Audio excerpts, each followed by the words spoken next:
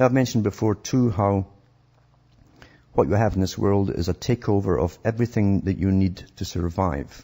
All energy, all food resources, all water resources, everything you need for survival is to be taken in under the wings of big international corporations. We already see that happening with the water supply of the world. There's only about 3 corporations who are probably all one corporation taking over the water supply of the world, and they're pushing for more and more. Same with natural gas and everything else.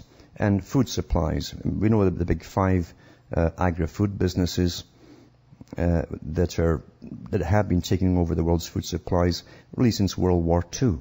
They've almost completed the job. And they're going after all the lesser farmers now, just wiping them out through regulations. And if you can't keep up with regulations and pay extra fees and all that kind of stuff, you're out. That's it. Well, they're after even the egg supply as well.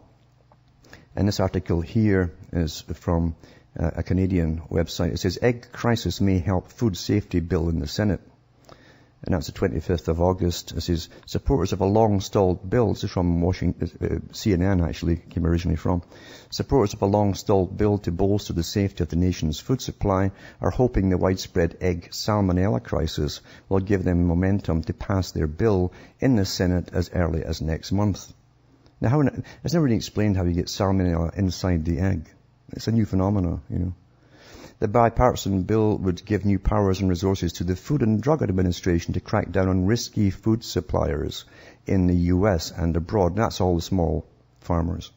For instance, in the current situation, the FDA could quickly order direct recalls of suspected eggs instead of relying on voluntary calls by the manufacturers. Then they give you some amazing numbers as well of eggs that were put out there in the millions, supposedly. Millions and millions of them.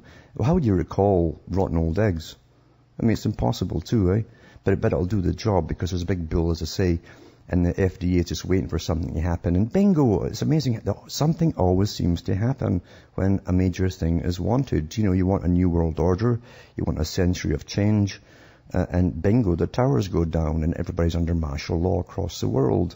And you give up all your rights, whether you like it or not, they're taken from you. And here they want to complete control of all the world's food supply.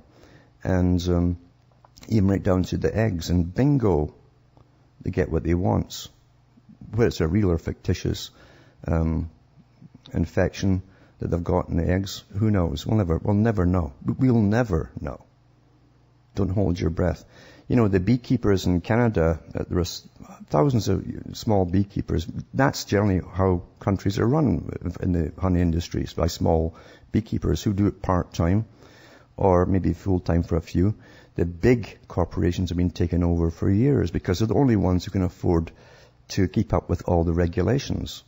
The small guys were told they'd have to build separate buildings for the government inspector to come in. Special buildings where he can wash up, scrub up, like he was going into an operating theatre, white coat, the whole thing, white boots, disinfectant trays to put his rubber boots in, and all that stuff. And then you had to get a stainless steel spinner to spin the combs.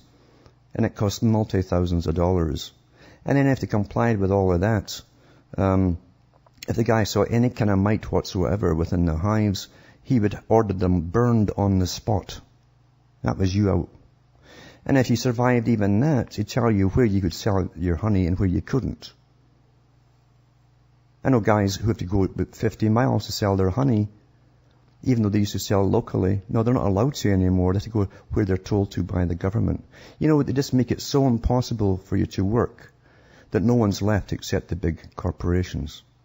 And that's for every area of your food today. That's what government does. And it's astonishing how folk go to government for help or anything. Oh, it's just astonishing.